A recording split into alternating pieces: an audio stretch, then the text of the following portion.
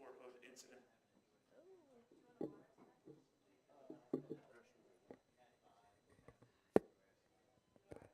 All right. I think we're good to start. Right, we're going to go ahead and start with our media availability this afternoon at Texas Motor Speedway. We are now joined by Ty Dillon, driver of the number 3 West Coast Chevrolet. Ty won the NASCAR Camping World Truck Series race here last November and is making his second career NASCAR Nationwide Series start this weekend. He's currently third in the NASCAR Nationwide Series points. And Ty, just talk a little bit about your season, but coming back here to Texas following your win in November. Yeah, it's been a definitely a great start to our year. We've kind of accomplished what we wanted to here in the first, I guess, eighth or a quarter of the season, and we wanted to be consistent, make sure we get these finishes so we don't put ourselves behind. Not only are we trying to win Rookie of the Year, but we also want to win the championship this year. So we've put ourselves firmly up in the top 3 in points, and things are going pretty smooth. But me and Danny are very competitive, and we weren't totally happy with all our finishes. We want to be up front battling for races, so we're going to keep working hard. We got a long ways to go this year, lots to still learn about each other, and for me, definitely a lot to learn about this series and what I need in my race cars. But it's been a very productive and great start to our year. Right, we'll go ahead and open for questions for Ty. Okay, come over here to Jerry.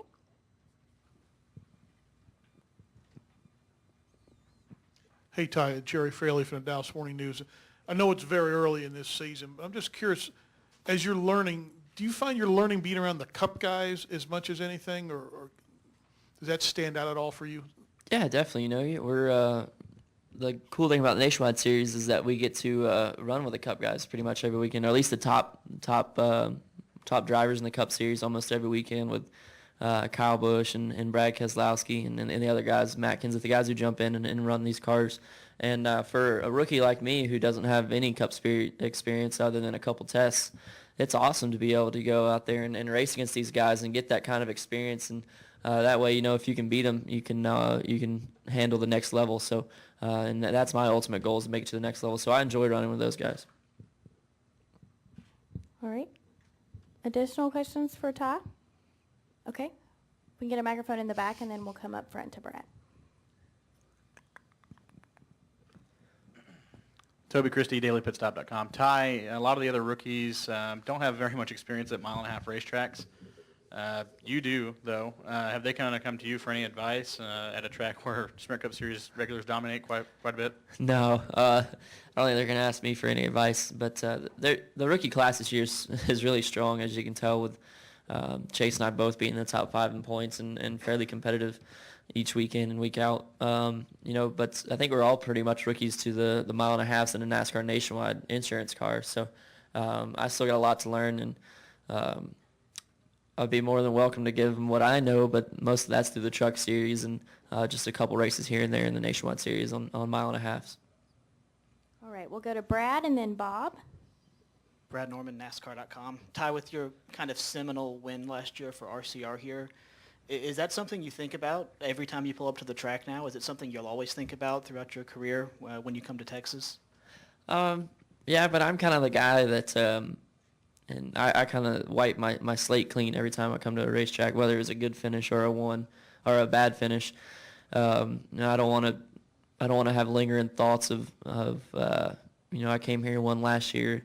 I know exactly what to do, and I always want to try and push myself to do better because this is a new series, a new car for me, and it's cool to have confidence coming to place. You've won at and had great success, and I just want to continue that over to the Nationwide Series, and I know I still have a lot to learn, and I hope we can pick up where we left off last year with a win. And I love this track. It's been very good to me with all the finishes that I've had here in the top 5, and getting that 300th win for the 300, 200. Did I get that wrong? I think it was 300. I think it was 300. 300.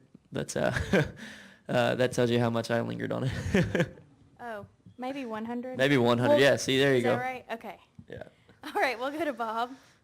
Bob Parker, Sporting News. I have 2 questions. The first is, with the nationwide races being a little longer than the truck races, have you gotten a chance to kind of get a feel of, how you really can have more input in how you finish in the Nationwide Series? Yeah, I think the biggest difference in the length for me isn't necessarily the time in the car, but the adjustments that you have the opportunity to make throughout the pit stops and uh, how much you can get yourself behind if you're not perfect on pit road and whatnot. Because the Truck Series, if you missed a little bit on pit road, your pit road speed getting in and out, you could still, you might lose one spot. But Nationwide Series, the competition's higher. And with all the pit stops, you can really lose a lot of space. And I feel like that was kind of one of my weak points maybe last week in California after going back and watching some tape on getting on pit road and my pit stop, getting out of the pit stall and a couple things. We had a fast car, probably could have ran a little bit higher, top 5 possibly, but whether it was myself or just our whole team, we kind of put ourselves behind on the in and outs of pit road and just made some mistakes as a rookie, and I try to push myself to not make those mistakes in the race. But just something I know I can definitely get better on, and the cool thing is I can learn from that.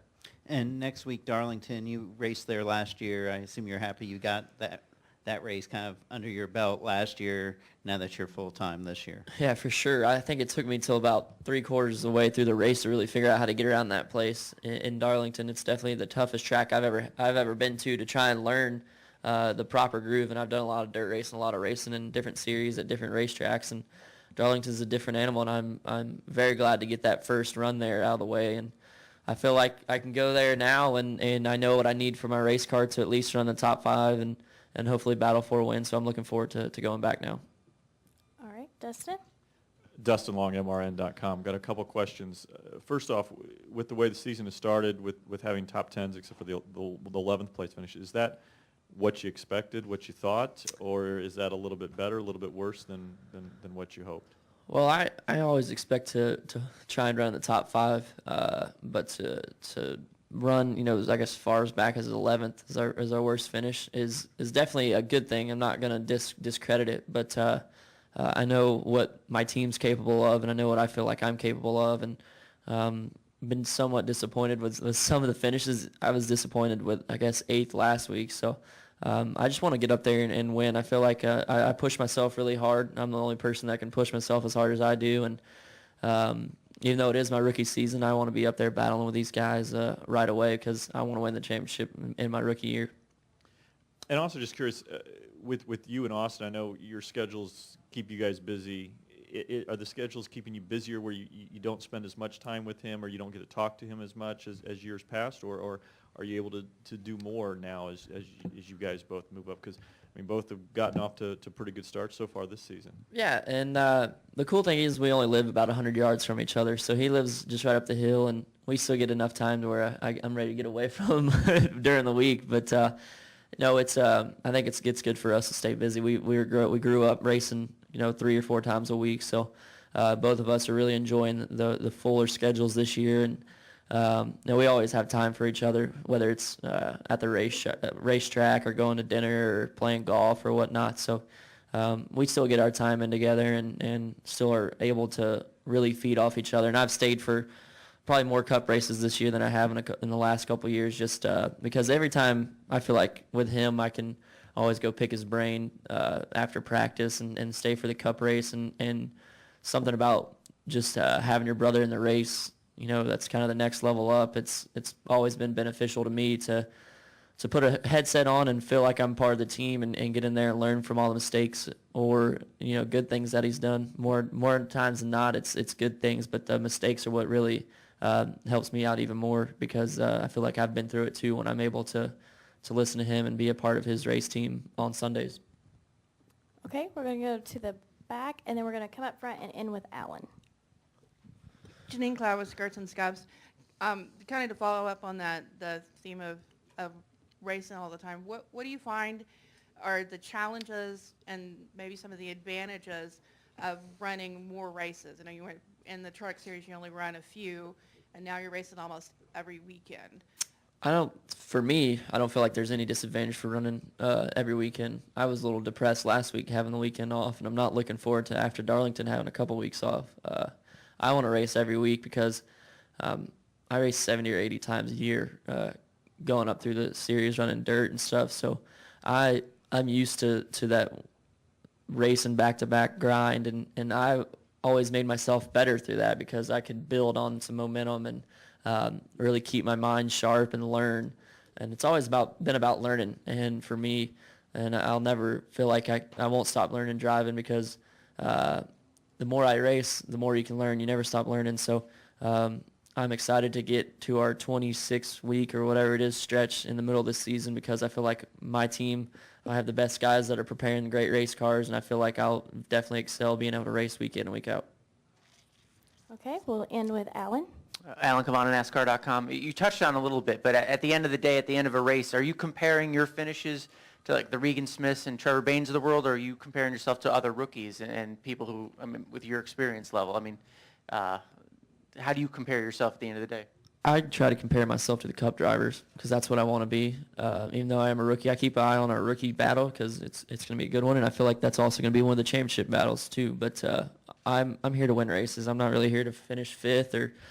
And the Cup guys are the best, so those are the guys I compare myself to. And if I'm not competing at the level that I want to, that's what I'm going to push myself to be. All right, okay. Yeah, go ahead, Dustin, real quick.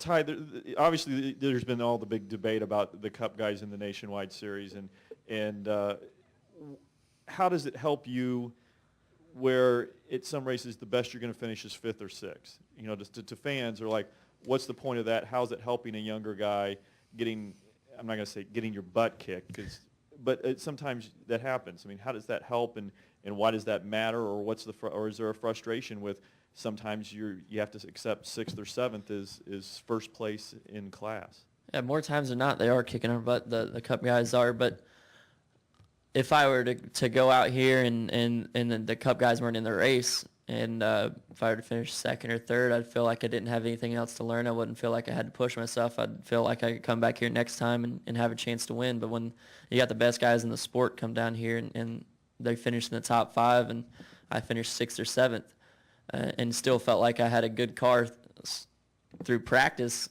you know, you finish practice and you feel like you have a good car and you get in the race and those guys, you know, stack up the top five, then you're sixth or seventh.